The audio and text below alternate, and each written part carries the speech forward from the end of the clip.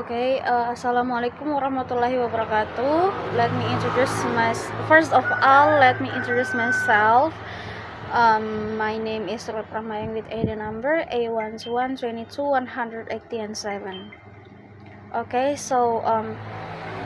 Before to start this video segment, I apologize previously to ma'am because I only just had time to work on and send the assignment last week. Thank you, ma'am. The first one, synonyms: mundane, result, noiseless. Example sentences: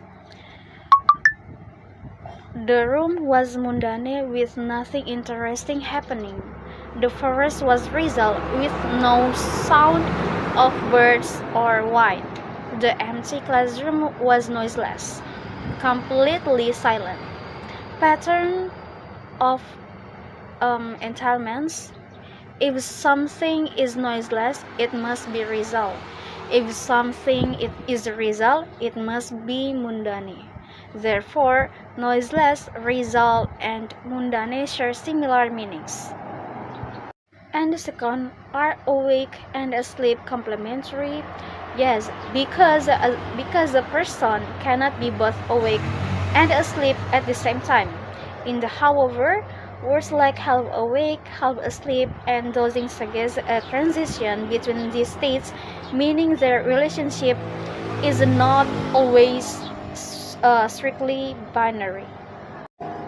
The third difference in meaning of quiet. Quiet is a downtoner or moderate meaning, is used with gradable adjectives like clever, late, small, or unusual. For example, he is a quiet clever, somewhat clever. Quiet as a maximism, full meaning, is used with absolute adjectives like right, finish, lost, and impossible. For example, you are quiet, right? Completely right. Main difference,